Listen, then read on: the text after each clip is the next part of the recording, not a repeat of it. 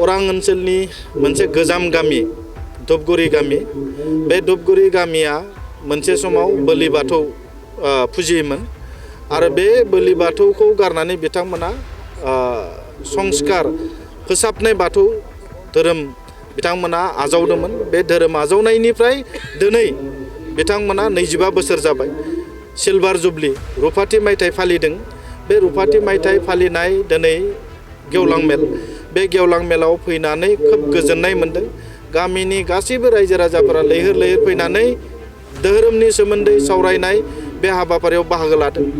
गोजोननाय मोन्दों जे बे गामिया थारैनो इयुनाव गामिनि मोजांनि थाखाय धोरोमखौ माबायदि आवगायना लांनांगोन, धोरोमनि आदर्श नीतिखौ माबायदि बोजबनानै लानांगौ, बिनि सायाव गोबां मोजां मोजां सावरायनाय जादों।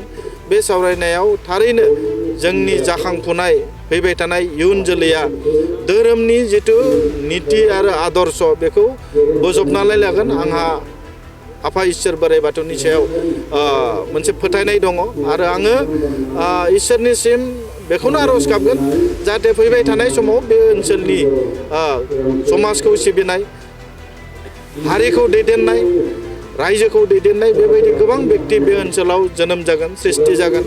बे गामियाव गोबां गोरों गोरों व्यक्ति सृष्टि जागोन बेखौनो आं मिजिंथिदों।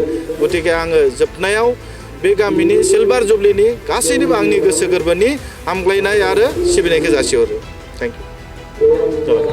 धुपगुरि गामि बाथौ गौथुमा रुफाथि मायथाइ फोरबो खुंदों। बिथांमोना 25 बोसोर आबुं खालामबाय। दिनै बे जथुमायाव फैनानै आं जोबोद गोजोनदों।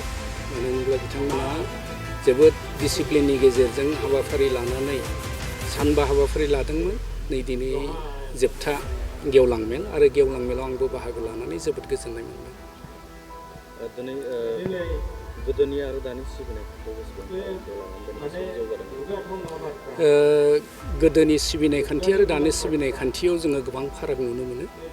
गोदो बोलि खान्थिजों सोलिदोंमोन, अजा बेजानि सायाव सोनारनानै सोलिदोंमोन आरो खोमसि फोथायनायजों सोलिदोंमोन।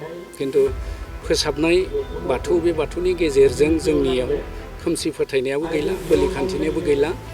जोंनि मानसिफ्रा दा धोरोम सान्थौखौ जोबोद मोजाङै बिजिरनानै नायनानै सामलायलांगासिनो दं, सोलिलांगासिनो दङ आरो साइन्टिफिक नोजोरजों नायबिजिरनानै आथिखालाव बाथौ धोरोमखौ मुलुग दरबाराव लांनायनि हाबाफारि लागासिनो दं।